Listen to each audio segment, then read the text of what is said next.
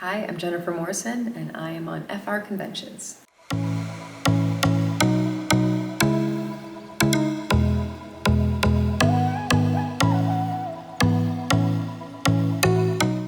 All I remember about the first episode really was I was still working on How I Met Your Mother at the time, and so I was flying back and forth, and I didn't really get to be around everyone that much because my storyline was kind of separate. I was, a bail bonds person living on my own, and Henry shows up at my door. So I worked a lot with Henry, and then a little bit once I got to Storybrooke with everybody else. But most of my memories from that were just flying back and forth and kind of barely being there, even though I was there, so it was a little bit chaotic at the start.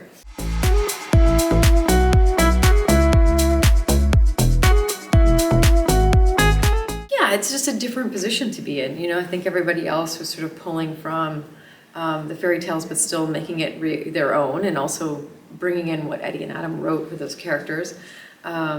But yeah, it was kind of fun in a way. I guess I was sort of the audience, sort of the entry point of discovering all of it and coming to terms with the truth of this fairy tale land and everything.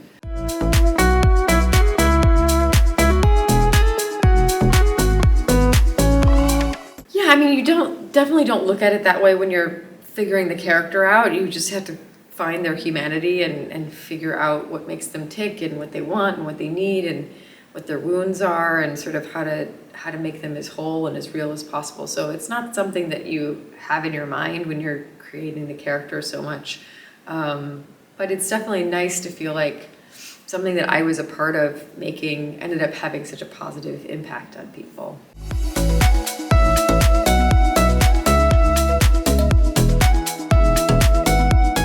One of the things I love the most about being a part of the show is just seeing how it brings people together.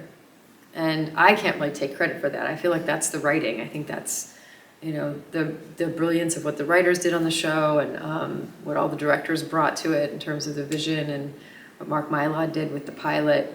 And I know that the actors are a part of all of that, but I do think it really starts with the story and the fact that you have families who want to watch together and friends who want to watch together, and then people who find each other and become friends because they watched and cared about it. So there's something really rewarding about, in the long run, realizing that you're a part of something that brought so many people together.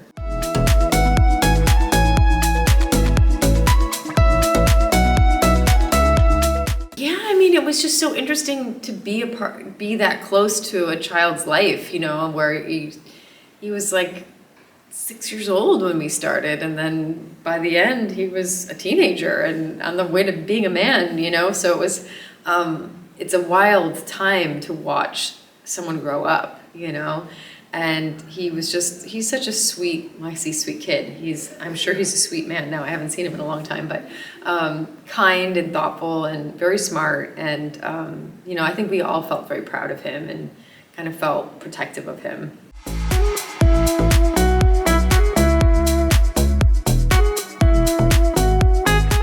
I think so. I think we can never be anywhere but where we are, right?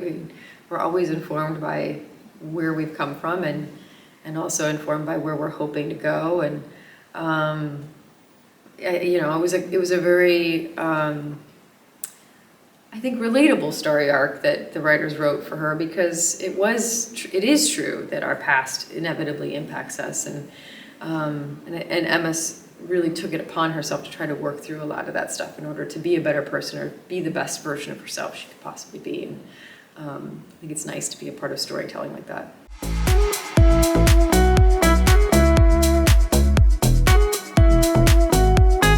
Yeah, I think we kind of knew, we didn't know maybe all the details, but we had a sense from the writers of the shape of their past, and what brought them together, and why it worked for a certain amount of time and why it didn't eventually work, and then why it would make sense for them to reconnect. So we did sort of have those broad strokes, which I think is super helpful going into creating all of that, because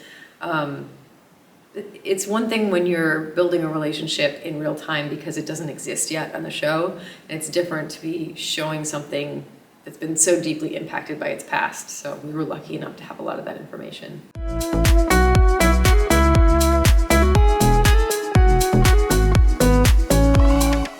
I think, I mean, I would be curious to ask the writers that question too, just because I'd be curious to sort of see where their heads were at. But my feeling on it was that they both really challenged each other in certain ways. And sometimes you really need that person who can challenge you to really ignite that the kind of attraction that makes you want to be your better self, you know? And I think that it seems like Emma certainly did that for Hook. And I think in the long run, as Hook found the better parts of himself, he did that for her as well. It's not like they're just like, oh, cool, I just agree with everything. You know, they sharpened each other, and even the sort of more damaged parts of each other created space for them to help each other, you know?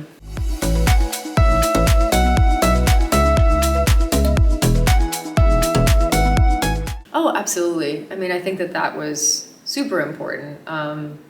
You know, they both really are mothers to Henry. You know, they both love him and care for him in very different ways. And, you know, the only reason Emma let him go in the first place is because she really believed that he was going to have a better life with someone else. She was 17 years old and she was in jail, and she did not believe she could give him a good life, you know? And so Regina was the person who did give him a good life and ultimately gave him the chance to be able to kind of connect all the dots and realize what his history was and what his heritage was and bring everybody back together and help break the curse.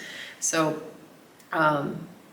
you know, I think that Emma always has like a great reverence and appreciation for the fact that Regina did love him as a child, like as her child, and really took care of him and raised him, you know, because that was what her hope was when she realized she couldn't do it herself.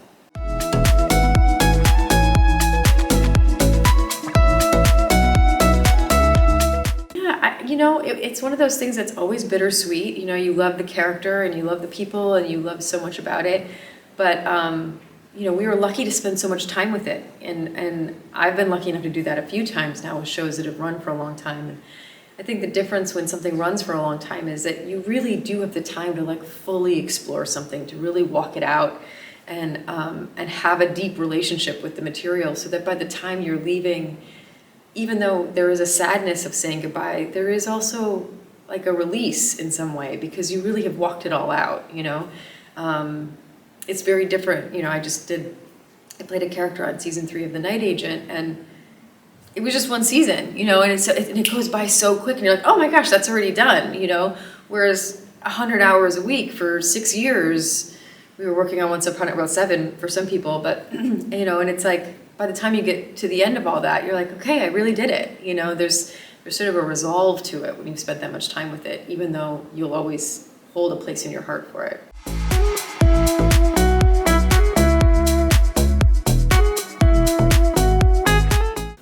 Well, we'll see. I'm adapting one of the books from the book club right now. I have the rights to Melanie Finn's The Underneath.